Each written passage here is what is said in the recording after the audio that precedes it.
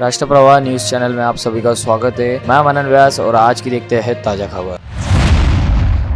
युवा स्वाभिमान पार्टी के संस्थापक विधायक रवि राणा के 17 साल पुराने सहयोगी तथा पार्टी के प्रवक्ता जीतू दुधाने ने 2 दिन पूर्व पार्टी से इस्तीफा देने के बाद कल विधायक बच्चू कडू के युवा प्रहार में प्रवेश करने के बाद अचलपुर में आयोजित कार्यक्रम में अपने पार्टी छोड़ने को लेकर टिप्पणी करते हुए विधायक बच्चू कडू के लिए तारीफ के पुल बांधे। वही विधायक कडू ने दुधाने के अनुभव का फायदा प्रहार पक्ष को होने की बात कही। कदाचित काही लोकांचा असा गैरसमज होईल की काल मी राजीनामा दिला आणि आज तुमच्या पक्षात प्रवेश केला म्हणजे हा काही प्री प्लॅन होता का किंवा पूर्वनियोजित होतं का? मी अतिशय स्पष्ट भाषेत सांगतो, काहीही पूर्वनियोजित नव्हतं। कालची तारीख होती 17।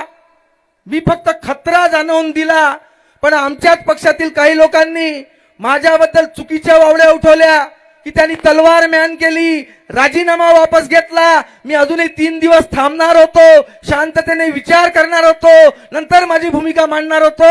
कारण काल ज्या पत्रकारांचे मला फोन आले त्यांना मी एकच सांगितलं होतं की माझ्या पक्षश्रेष्ठींनी अजून निर्णय दिला नाहीये, 3 दिवस मी थांबणार आहे। परंतु भाऊ, ज्या नेत्याला कार्यकर्त्याच्या घरी जाऊन विचारपूस करायला 2 मिनिटं वेळ भेटत नाही, त्या नेतृत्वासाठी 17 वर्ष माझ्या जीवनातले मी दिले। जवानीपासून ते आजपर्यंत 17 वर्ष सातत्याने दिले। आता ते अफवा उडवत आहेत कि वो गंदा आदमी है, अच्छा हो गया, चले हो गया। अरे मैं गंदा आदमी था तो 17 साल क्यों साथ में रखा? इसका जवाब पहले दो। आदमी एक दिन में गंदा नहीं होता है। 17 साल जीतू दुधाने गोड होता, 17 वर्ष जीतू दुधाने गोड होता आणि आज जीतू दुधाने कडू झाला। अरे जीतू दुधाने कडू झाला तो बच्चू कडूचा झाला आणि आता मी काय करायचंय ती पुढची दिशा मी ठरवणार आहे।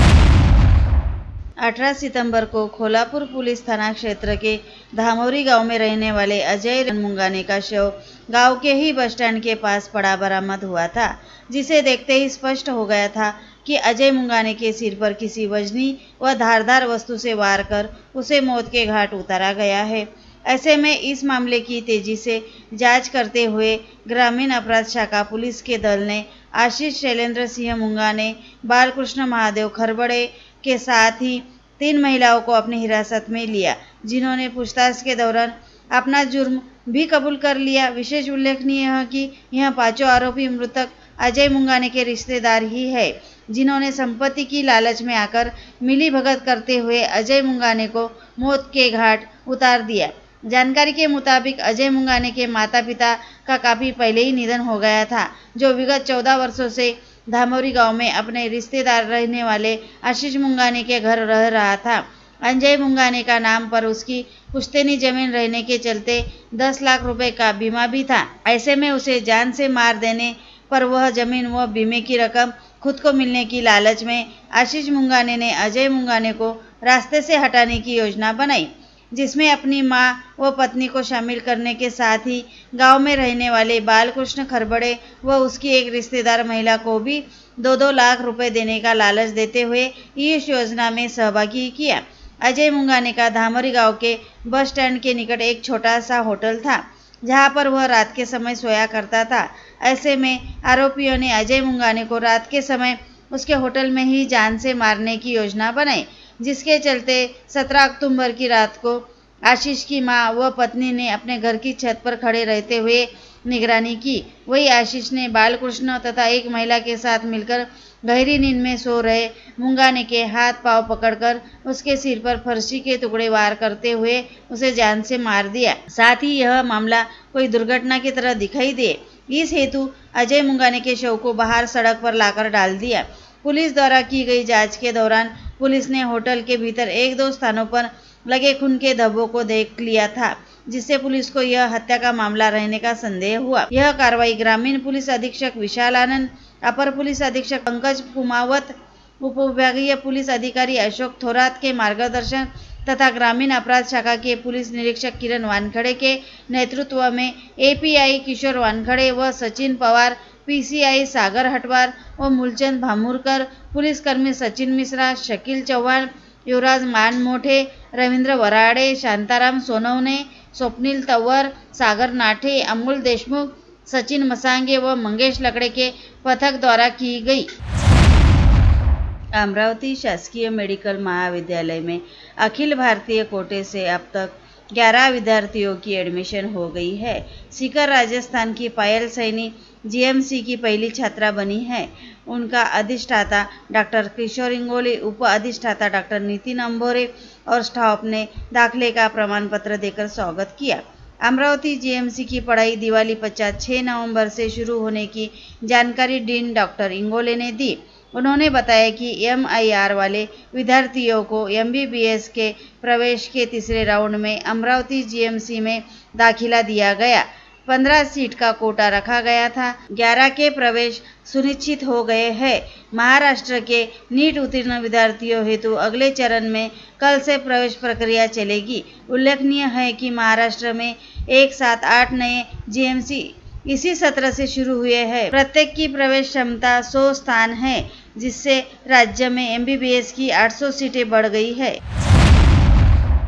अमरावती नगर के सर्वांगीण विकास तथा विकास चक्र को गति देने के उद्देश्य से विधायक सुलभा खोड़के ने मजबूत दावेदारी जताते हुए अमरावती से चुनाव लड़ने का बिगुल फूंक दिया है। उसी के तहत जनता का आशीर्वाद लेने के लिए वार्ड में जन आशीर्वाद यात्रा शुरू की है। पदयात्रा सुबह 3 घंटे और शाम को 3 घंटे चल रही है और इसे सर्व समावेशी जनता का समर्थन मिल रहा है। इसी कड़ी में शुक्रवार 18 अक्टूबर को खोड़के ने पाठ्यपुस्तक मंडल के आवासीय क्षेत्र और टावर लाइन क्षेत्र के आवासीय क्षेत्रों में अनेक जनसंपर्क के ग्राफ को और अधिक बढ़ाने के लिए पदयात्रा की। इस दौरान Saurabh colony, Vijay colony, doctor Panjabrao Deshmukh colony, Shakuntal colony, Sant Tukaram Baba colony, Maharshi colony, Abhishek colony, Gurudev colony, Samarpan colony, Shreyas colony, friends colony, new friends colony, Uday colony, Harsh Raj colony, Panchoti colony, Chakrapani colony, Ajikya colony, Shri Sulabhatai ने Mangal colony, Rajkamal colony, cotton green colony, Urja colony आदि में नागरिकों के घर जाकर लोगों से बातचीत की और उनका आशीर्वाद लिया। युवा स्वाभिमान पार्टी के प्रवक्ता जीतू दुधाने के इस्तीफे के बाद आज युवा स्वाभिमान पार्टी के राष्ट्रीय अध्यक्ष नीलकंठ कात्रे ने 8 लोगों की विधानसभा चुनाव 2024 के लिए प्रवक्ता पद पर नियुक्ति की, जिसमें शैलेंद्र कस्तुळे, बाळू इंगोले, गणेशदार गायकवाड़, मिलिंद कहाळे, नाना आमले, अमोल मिल्के, सुमती ढोके, प्रेमा लवाड़े का समावेश है। दत्तापुर पुलिस स्टेशन में 35 वर्षीय वैभव प्रशांत बदनोर ने दी शिकायत के अनुसार उसके मोबाइल पर 3 अलग अलग नंबर से फ़ोन आया, जिस पर जियो केयर नाम दिखने पर उसने मोबाइल रिसीव किया। उसे तुम्हारा नंबर ई-सिम होने का कहकर कैंसिल करने के लिए नंबर दबाने को कहा। फरियादी ने जैसे ही नंबर दबाया तो आधार कार्ड लॉक होने का मैसेज आया। फरियादी ने आधार कार्ड अपडेट करते ही 10 अक्टूबर को SBI बैंक के खाते से 1,99,870 रुपये तथा bank of Maharashtra K bank खाते से 1,99,870 रुपये निकालने का मैसेज आया। कुल 3,99,740 की ऑनलाइन ठगी होने पर फरियादी ने पुलिस में शिकायत दी।